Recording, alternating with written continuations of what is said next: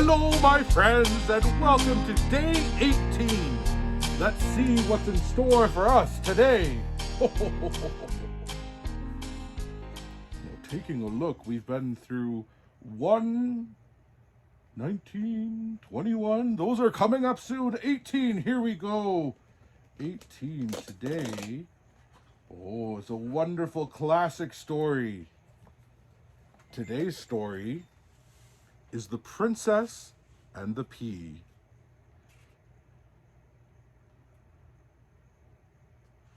Prince Percy loved adventures. The scarier, the better. Nothing was more exciting than fighting dragons or finding treasure. But then he rode home alone. Even the bravest princes get lonely sometimes. So Prince Percy went to his parents. "I want to get married," he said. "Be careful," they warned him. "You'll be miserable unless you marry a real princess, someone who loves you for you, not for your treasure." The question is, how could you tell if you found a real princess? Why, you ask the cleverest inventors in the kingdom to help you out.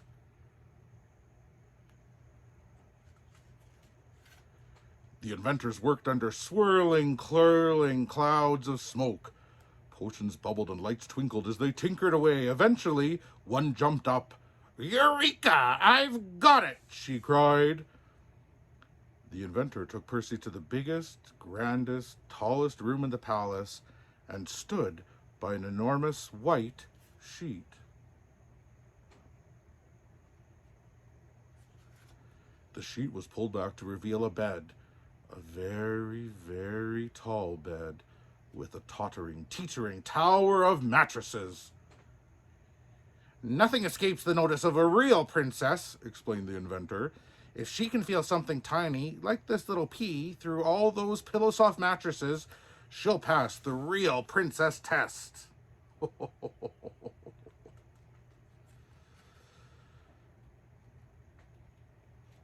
Every princess in the world was invited to take the test. The king and queen sent their fastest messengers to seek them out.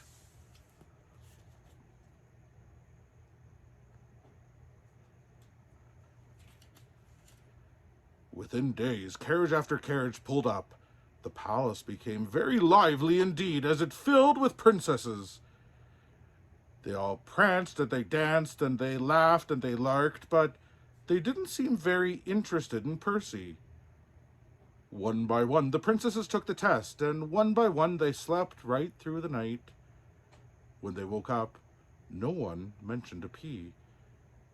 So one by one, Percy sent them away until the palace was quiet again. But the following night, during a thundering storm, Percy heard knock, knock, knock on the door.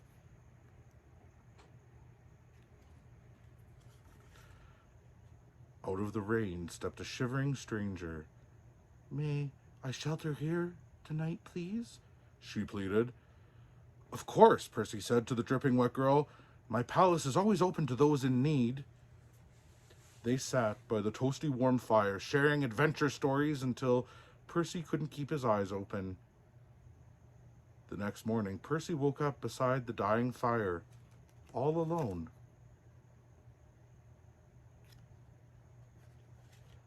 But then, the girl walked in. "Good morning, sleepyhead," she said. "Where have you been?" Percy asked. "After you fell asleep, I looked for a bed and I found one as tall as a house." "And how did you sleep?" whispered Percy. "Well, the bed looked so soft," she yawned, "but I just couldn't get comfortable." Percy gasped.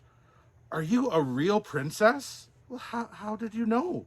she gulped. Percy took her to see the pea, explaining the inventor's test on the way. The girl laughed. "You've been seeking your real princess, while I've been seeking my perfect prince. I promised to marry any prince who was kind enough to take in a stranger. I've walked from palace to palace, and you're the only one who's let me in."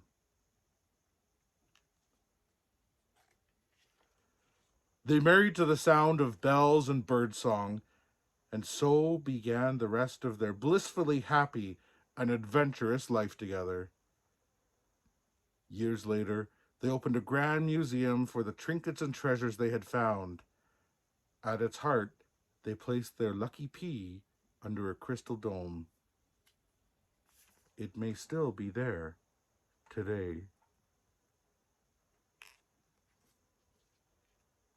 I hope you enjoyed that story as much as I did.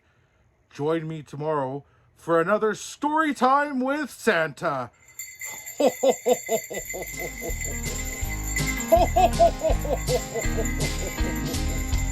Merry Christmas!